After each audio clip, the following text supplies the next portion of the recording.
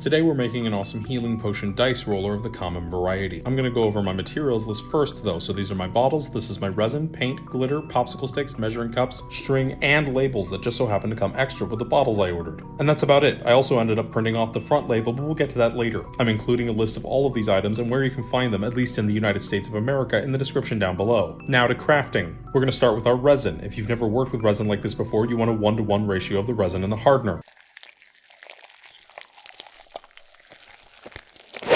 I was making 4 ounces in total, so I went for 2 ounces of the resin itself, and then an equal 2 ounces of the hardener. Breathing this stuff in or getting it on your skin isn't suggested, so obviously make sure to follow all safety precautions, blah blah blah blah. Oh, and the hardener is way more liquidy than the resin, so just pour very carefully, it can come out real fast. After you get an equal amount of the two, mix the solution really well, like probably for longer than you'd think you'd need to. If it isn't thoroughly mixed, you will run into issues with the resin not drying properly down the road. Of course, I've never made that mistake. All of my experiments with the stuff have always been perfect from the get-go, thanks for asking. Next up is adding paint. This is the color of the dice I was going to be using in the bottle, so I was trying to match that color as closely as possible. Less is definitely more when adding paint in, so be very, very gentle with it.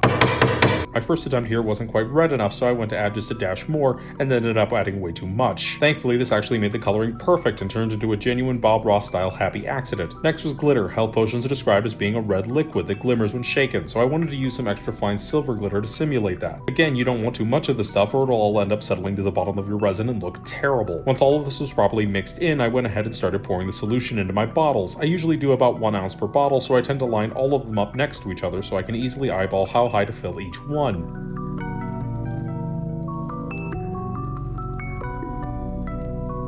Resin also isn't the cheapest stuff on the planet, so I always go back and try to equally distribute any excess that might still be left in the measuring cup. After that, we just have to wait around 24 hours for the resin to cure. Boom! 24 hours later, cured resin. I also ended up doing a bunch of extra bottles during the fade to black because I'm an industrious boy. Tested the dice out and they looked pretty good. The resin seemed pretty well dried, so I went ahead and started attaching the neck labels. The way I do it is minorly complicated. I wrap the string around the neck of the bottle and cut it with about 5 to 6 inches extra on either side. I would definitely suggest using some regular scissors for cutting this instead of a death knife. I just like to live life on the almost literal bleeding edge. After this, I fed both of the cut ends through the little hole in the label and then wrapped them back around the neck of the bottle.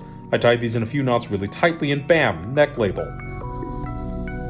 Next, we need to add the large front label. I designed these labels myself and obviously ended up printing out a whole bunch of them at once. You'll probably only have to print out 2 or 3 of these at a time depending on what you're doing. I also printed an old paper texture on the back of this sheet to make sure the labels look old and weathered from any angle because I'm extra. To anyone who's interested, these are available as a free download for my patrons on Patreon. Link in the description. After cutting these out and using an X-Acto knife to cut out the fancy little corners, I just used standard matte Mod Podge and some super cheap foam applicators to completely cover the back of these things before gently pressing them onto the front of the bottles. I have a xenophobic hatred of air bubbles, so I made sure to go slowly and push all of these little abominations out like the little aberrations of crafting that they are. Lastly, I like to go and hack up the corks a little. This makes them look mildly and cartoonishly weathered, which is good enough for me. And there we go. Throw some dice in there and you too will be ready to heal yourself from the crippling psychic damage you're going to get after watching your party argue about something incredibly stupid for 3 solid hours. I like to leave the little neck labels blank so that people can add names or in-game prices to their bottles. I happen to be making this one as a gift for my sister, so I wrote her name in, but you can add whatever you want. Heck, you can draw your persona on there for all I care. And that's it. It's a pretty simple craft and I had a heaping ton of fun with it. If you find this video useful, please feel free to drop a like and a subscription, as the approval of other human beings is my sole reason for existence. Okay, bye.